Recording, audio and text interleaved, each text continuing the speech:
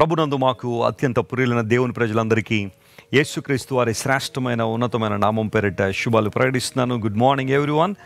ప్రభువు మీ అందరి జీవితాల్లో గొప్ప కార్యాలు జరిగించాలని, అనేక అద్భుతాలు ఆశ్చర్యకార్యాలు మీ జీవితంలో నిరంతరాయంగా కొనసాగించాలని మీకోసం పట్టుదలగా ప్రార్థన చేస్తున్నాం. అన్నిటికన్నా ప్రాముఖ్యంగా మీరు ఆత్మలో వర్ధిల్లాలని, రక్షణలో కొనసాగాలని, మీ జీవితాల ద్వారా దేవుని నామం ఎల్లప్పుడూ మహింపరచబడాలని మనస్ఫూర్తిగా ఆశిస్తున్నాం. రాజమండ్రి క్రైస్ట్ వర్షిప్ సెంటర్లో ప్రతి ఆదివారం వేలాది మంది ప్రజలు ప్రభువును ఆరాధించడానికి వస్తున్నారు. ప్రపంచవ్యాప్తంగా అనేక ప్రాంతాల్లో దేవుని సువార్త పరిచర్య జరుగుతుంది, సంఘాలు స్థాపించబడుతున్నాయి. ఈ పరిచర్య కోసం మీరు చేస్తున్న ప్రార్థనలు బట్టి మీ అందరికీ కృతజ్ఞతలు తెలియజేస్తున్నాం. ఫౌండేషన్ ద్వారా ఎన్నో సేవా కార్యక్రమాలు జరిగించడానికి ప్రభు తన కృపను విస్తరింపచేస్తున్నారు. ప్రతి ఉదయకాలం మనం లేచిన తర్వాత ప్రార్థన చేసుకుని దేవుని వాక్యాన్ని చదువుకున్న తర్వాత ఒక వాగ్దాన సందేశాన్ని బైబిల్ నుంచి వింటున్నాం. ఈరోజు వాగ్దానం కోసం కనిపెడుతున్నారు కదా, పరిశుద్ధ గ్రంథం తెరిచి 9వ కీర్తన 10వ చరణాన్ని చదువుకుందాం. సామ్ 9:10. యెహోవా, నిన్ను ఆశ్రయించు వారిని నీవు విడిచిపెట్టువాడవు కావు, కావున నీ నామం ఎరిగిన వారు నిన్ను నమ్ముకుందురు.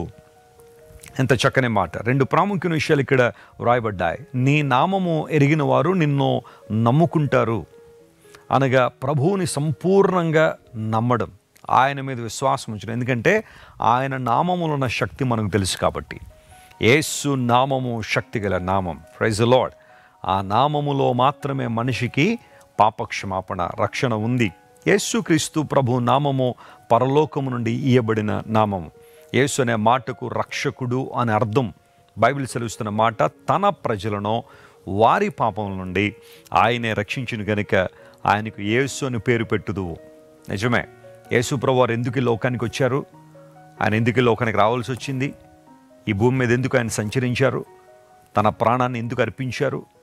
మరణాన్ని జయించి 3వ రోజున ఎందుకు తిరిగి లేచారంటే మానవునికి ఆత్మరక్షణ ఇవ్వడానికి. ఒక వ్యక్తి యేసు ప్రభును ఎందుకు నమ్ముకోవాలి, ఎందుకు ఆయన యందు విశ్వాసం ఉంచాలి, ఎందుకు ఆయన అంగీకరించాలంటే మొట్టమొదటిగా ఆత్మరక్షణ కోసం. నీ ఆత్మరక్షణ పొందకపోతే, నువ్వు రక్షించబడకపోతే ఎన్నున్న వాటి వలన ప్రయోజనం లేదు. యేసుక్రీస్తు ప్రభు సిలువలో కార్చిన అమూల్య రక్తము ద్వారా కడగబడడం ద్వారా మాత్రమే ఒక మనిషికి రక్షణ ఉందని పరిశుద్ధ గ్రంథం అనే బైబిల్ సెలవిస్తుంది. ఆయన నామములో అపరిమితమైన శక్తి ఉంది. దురాత్మల మీద జయము, రోగముల మీద జయము యేసుక్రీస్తు ప్రభు మనకు అనుగ్రహించువాడై ఉన్నాడు.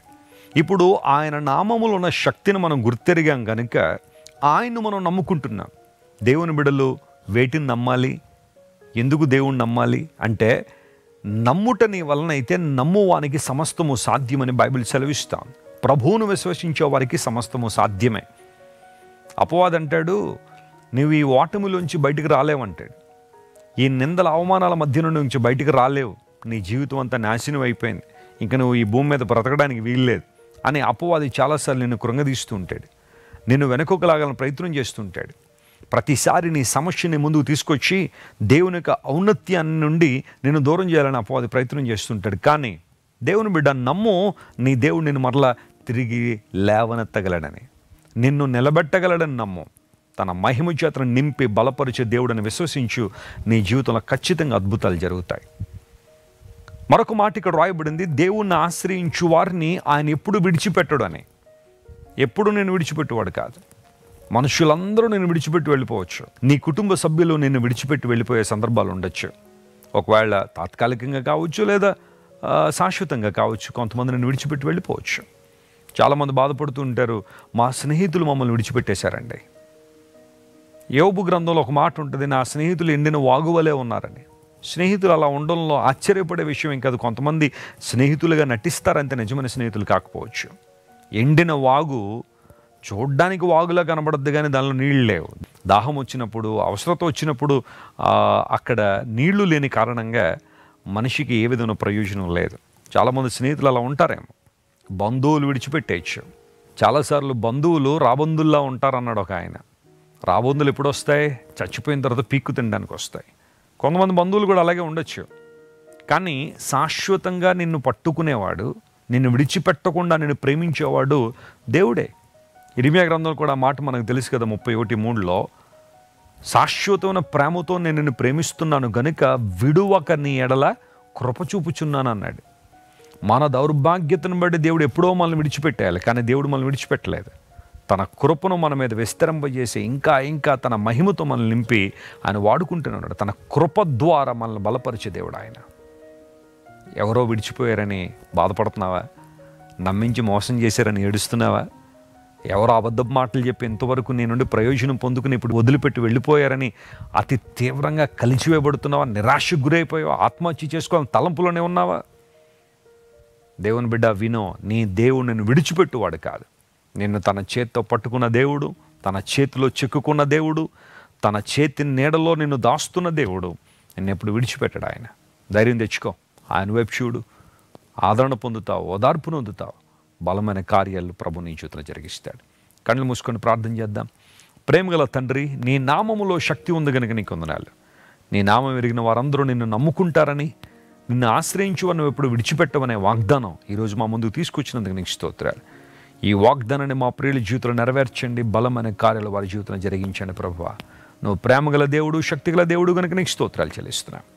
ఎవరైతే నీ వైపు చూస్తున్నారో, విశ్వాసంతో ప్రభు నీ మీద ఆధారపడుతున్నారో, వారందరినీ మీరే కనికరించి నీ కృపను ఇంకా ఇంకా అధికంగా వారి ఎడల విస్తరింపజేసి అద్భుతాలు చేయమని కోరుకుంటూ, ఘనత మహిమ ప్రభావం నీకు మాత్రమే ఆరోపిస్తూ, యేసుక్రీస్తు ఉన్నతమైన నామం పేరిట అడిగి వేడుకొనిచున్నాం తండ్రి. Amen. God bless you, dear friends. Have a wonderful day. Christ worship centre ఓ బలమైన సంఘ ఉజ్జీవం. కొన్ని సంవత్సరాల క్రితం కేవలం ఇద్దరితో ప్రారంభించబడిన పరిచర్య నేడు ప్రపంచవ్యాప్తంగా లక్షలాది మందిని ప్రభావితం చేయుచున్నది.